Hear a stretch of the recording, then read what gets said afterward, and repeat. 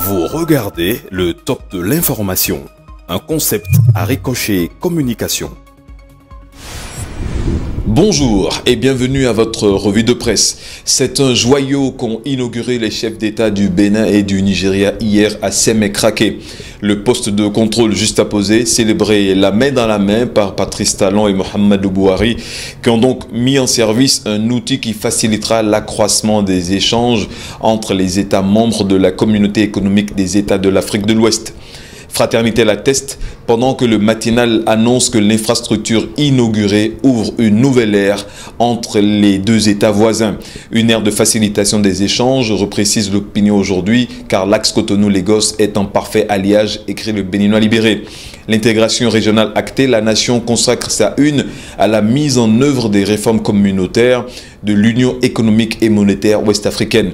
À ce sujet, le Bénin s'en sort plutôt bien après l'évaluation 2018 de la mise en œuvre des réformes politiques, programmes et projets de l'UEMOA.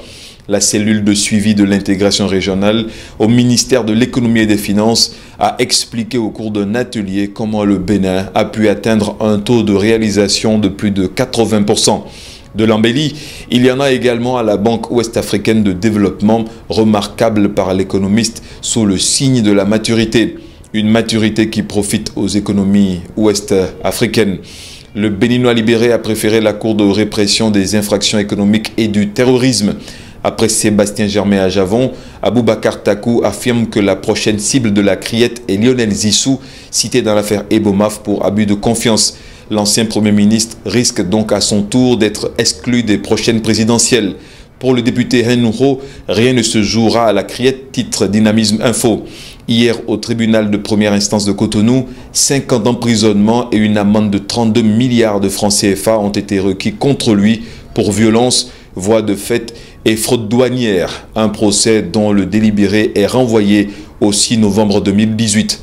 Enfin, Matin Libre en sait un peu plus sur les motivations des auditeurs qui ont refusé de certifier le rapport 2017 des états financiers du port autonome de Cotonou. La rentrée pour nous est synonyme aussi bien d'efforts dans l'amélioration de la satisfaction de notre clientèle que d'efforts dans la proposition de nouvelles solutions aux professionnels des métiers de l'audiovisuel et de la communication. Et c'est bien pour cela qu'est né, à Ricochet, la prod.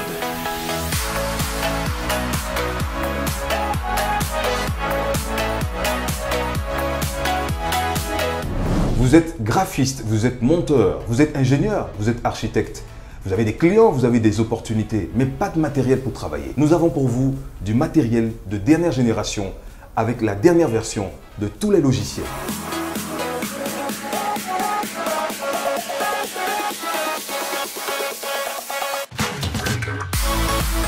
Nous sommes à Cotonou, au quartier Sikekoji, en face de l'ex-Papagalo. Contactez-nous en nous appelant au 97 14 60 00 ou envoyez-nous un mail à l'adresse aricochetcom@gmail.com.